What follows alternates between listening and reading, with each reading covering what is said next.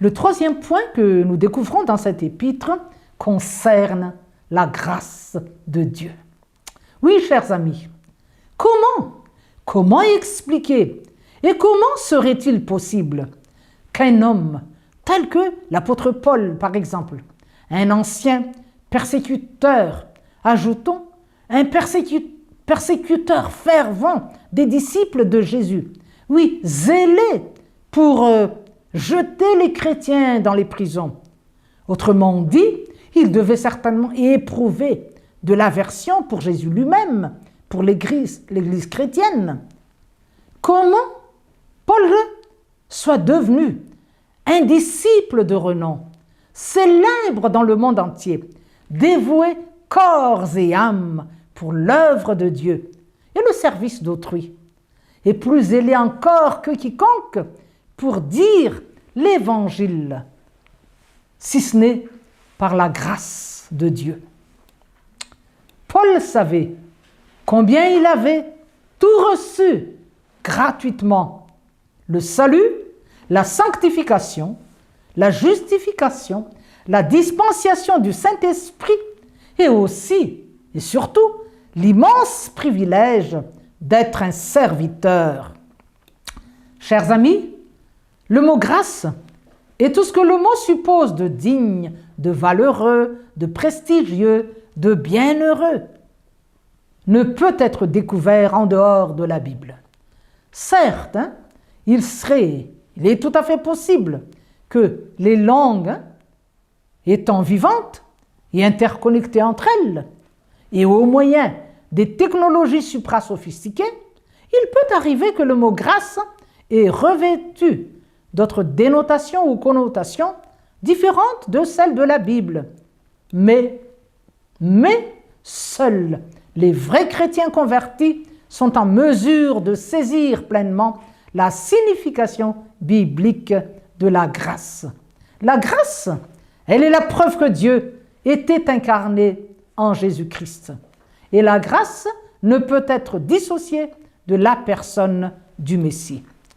Chers amis, une religion qui ignore Jésus, qui ne reconnaît pas son humanité quand il était sur terre, homme parmi les hommes, mais innocent, sans péché, une religion qui refuse sa filialité divine avec le Père créateur de l'univers, une religion qui nie sa crucifixion, qui rejette sa résurrection et qui dévoue le Christ en tant que Messie déjà venu en l'an 1 et qui attend encore un autre Messie, une telle religion ne peut prétendre ni connaître et encore moins dispenser la grâce.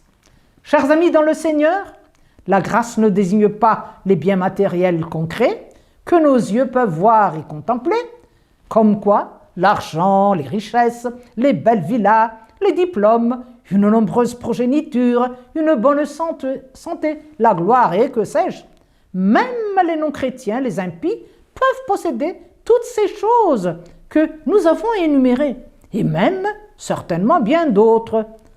Pendant que l'homme jouit de tout cela, il peut bien sûr ressentir un peu de bonheur qui, à vrai dire, est éphémère, c'est-à-dire ne peut pas durer. Les biens et les richesses, vous savez, peuvent être pillés, volés, détruits, incendiés. L'argent peut être épuisé, l'homme peut faire faillite, tout comme n'importe quelle entreprise. Les maladies peuvent devenir incurables, les êtres chers peuvent s'éloigner, vous quitter, oui, mourir. Quant à la grâce, elle n'est pas passagère, elle demeure, elle est éternelle. Elle commence dans notre vie chrétienne ici-bas et nous accompagne aux cieux dans la vie de l'au-delà. L'individu qui vit dans la grâce a la certitude de la présence de Dieu à ses côtés. L'on ne peut pas, et même pas à ses côtés seulement, mais en lui.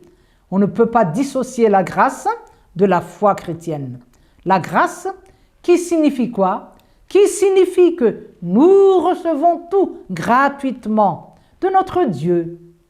L'amour du Dieu le Père, l'amour de Jésus le Fils, la dispensation du Saint-Esprit, la rémission des péchés, les réponses à nos prières, etc., etc.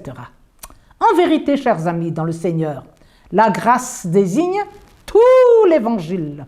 Et je pense que nous pouvons dire aussi, comme l'apôtre Paul, que par la grâce de Dieu, nous sommes ce que nous sommes. Chers amis dans le Seigneur, puisse le message que le Seigneur nous a transmis,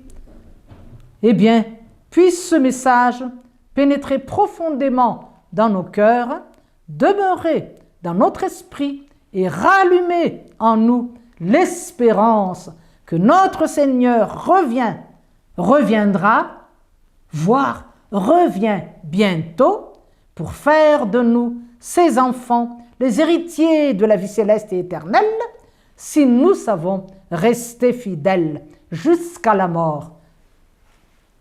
À Dieu seul soit la gloire. Et que sa grâce soit toujours en chacun de nous. Amen.